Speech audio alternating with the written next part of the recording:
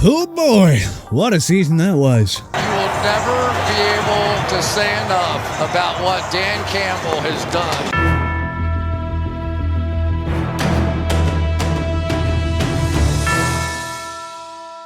There was a lot to love about this season, and a lot to dislike. With the dramatic campaign now in the books, how about we dive into the 5 good, the 5 bad, and the 5 ugly of the 2023 NFL season. Good. The Lions Renaissance. After spending more than 50 years as a poverty franchise in the Super Bowl era, Dan Campbell turned these Lions into a bona fide championship contender. They won their first division crown in 30 years and ended a 32-year playoff win drought with a W over the Los Angeles Rams on Wild Card Weekend. Continuing that momentum, the Lions took down the Tampa Bay Buccaneers to reach their first NFC championship game since 1991. The future has never been quite this bright in Detroit. Bad quarterback injuries. Injuries are always going to be a part of the ultra-physical game of football, but 2023 especially felt like a tragic year of injuries to star players, especially when it came to quarterbacks. Aaron Rodgers suffered a season-ending Achilles tear literal minutes into his New York Jets debut. Joe Burrow missed the final 7 games with a torn ligament in his wrist, just as the Cincinnati Bengals were rounding into Super Bowl form. Kirk Cousins suffered a season-ending Achilles tear in Week 8 while he was playing his best football yet. A broken finger sidelined Justin Herbert for the final 4 games of the year. Kenny Pickett missed 5 games, and Pittsburgh's return to the postseason. Colts rookie Anthony Richardson played 4 games before suffering a season-ending shoulder injury. And of course, the Browns were so banged up at QB that they brought in Joe frickin' Flacco as the number 4 option to help them into the postseason. Ugly. Eagles' late season collapse. The defending NFC champions looked like the team to beat in November, even with a few holes on that defense. But oh boy, the wheels came off beginning with a 42-19 loss at home to the San Francisco 49ers. Then they're blown up by the Cowboys. And then finally, they lost to Drew Lock's Seahawks in Week 15. After a win over the Giants on Christmas Day in Week 16, the Eagles closed out with losses to the lowly Cardinals and the G-Men. And then, for good measure, Baker Mayfield's Bucs throttled Philly 32-9 on Super Wildcard Weekend. The humiliating collapse forced Nick Sirianni to replace both his coordinators, bringing in Vic Fangio as his DC and Kellen Moore as his OC. Good. CJ Stroud leads Texans turnaround. The Houston Texans' long-term future immediately looked bright when they hired DeMeco Ryans as their new head coach, and when they used the number 2 and number 3 picks on CJ Stroud and Will Anderson Jr. Now, that said, absolutely nobody thought that they'd actually compete for a playoff spot, let alone the AFC South with Trevor Lawrence's Jacksonville Jaguars there. But thanks to Stroud's historic rookie year, Anderson Jr.'s rapid rise to stardom, and the breakout year of fellow rookie and wideout Tank Dell, the Texans exceeded all expectations and won the AFC South with a 10-7 record. After destroying the Cleveland Browns in the wildcard round, Houston's magical run ended with a tough loss to the Baltimore Ravens in the divisional round. From 2020 to 2022, the Texans won a combined 11 games. In year 1 of the Stroud-Ryans era, they matched that win total. Yeah, the future has never once looked this bright for the Texans. Bad Falcons offensive power outage. Even with a shaky QB room, the Atlanta Falcons had too much talent to actually disappoint on the offensive side of the ball this year. Rookie sensation Bijan Robinson, 1,000-yard rusher Tyler Algier, Kyle Pitts, Drake London, Cordarrelle Patterson, and of course a top 5 O-line in football. They finished 26th in scoring with a mere 18.9 points per game, missing out on the very winnable NFC South with a 7-10 record.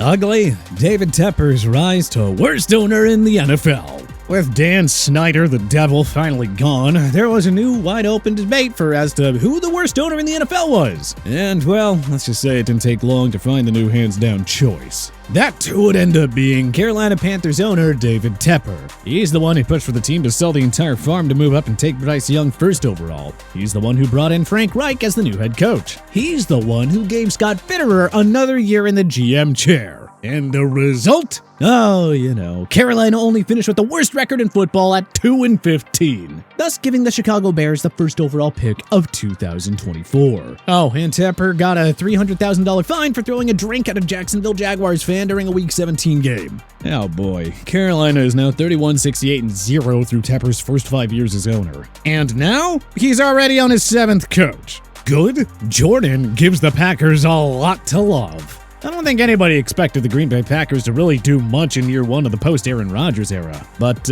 his successor, Jordan Love, really had something to say about that. After falling to 3-6 with 8 games to go, the Packers looked like they were headed to a second straight non-playoff season. But Love quickly put the banged-up Packers on his back and rallied them to a 6-2 finish to sneak in as the NFC's final wildcard team. Love continued the magic by leading the pack to a humiliating destruction of the Dallas Cowboys in the wildcard round by a final score of 48-32.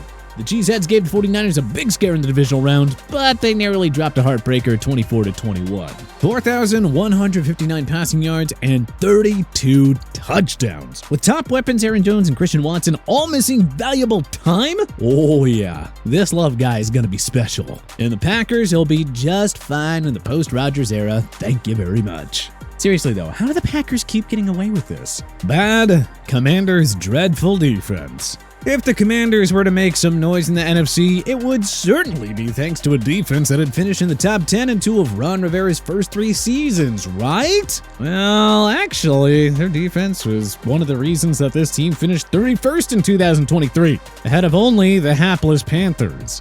Washington finished 32nd in scoring, allowing a ridiculous 30.5 points per game. Montez Sweat, who was traded to Chicago at the deadline, was Washington's leader in sacks with 6.5 for crying out loud. The Commanders were also dead last in yards allowed, surrendering an average of 388.9 per game. They were also last against the pass and had the 6th worst run defense. Yeah, it was a giant regression for a team that ranked 7th in scoring and 3rd in yards allowed per game in 2022, despite having practically the exact same personnel. Following that 4-13 finish, Rivera was fired and replaced by Dan Quinn.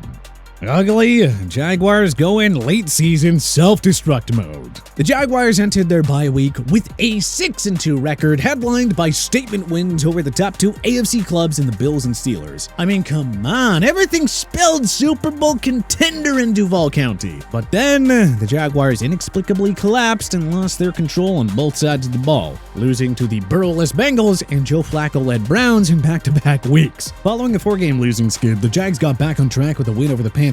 All they needed was a Week 18 win over the hapless Tennessee Titans to finally get back into that postseason action. But they just couldn't deliver. Tila put up a stinker in the winner-go-home game, and the Jaguars fell 28-20 to their AFC South rivals to miss out on the postseason altogether. So much for this team being ready to make the jump after an Elite 8 appearance a year ago. Good? Baker Mayfield's career renaissance. The Bucs lost Tom Brady to retirement and carried nearly $80 million in dead money for 2023, leaving that front office with no choice but to go bargain hunting at QB. Ultimately, they settled on Baker Mayfield on a really cheap 1-year pact. Pretty sure expectations were, incredibly low for a Bucs team that just went 8-9 with the GOAT himself last year. Yet, all Mayfield did was turn in his career year with his 4th NFL team, throwing for 4,044 yards, 28 touchdowns, and only 10 interceptions. Mayfield's efforts led the Bucs to a surprise 3rd straight NFC South Division title. They crushed the Eagles in the wildcard round before just barely falling to the Lions in the divisional round. So, hey, Mayfield wasn't a bust after all? Bad, Bills choke again. If there was a year for the Bills to do it, it was gonna be 2023. They rode into the postseason with 5 straight wins and an 11-6 record, enough to win home field advantage over Patrick Mahomes and the Kansas City Chiefs in the divisional round. But, well, it just turned out to be the same old song and dance for Josh Allen and the Bills. A 3rd straight divisional round loss and their 3rd playoff defeat to Mahomes' Chiefs in 4 years. At this rate, we don't think that the Bills will ever come for the Allen and Sean McDermott-led Bills. Ugly. Bill Belichick's Foxborough farewell.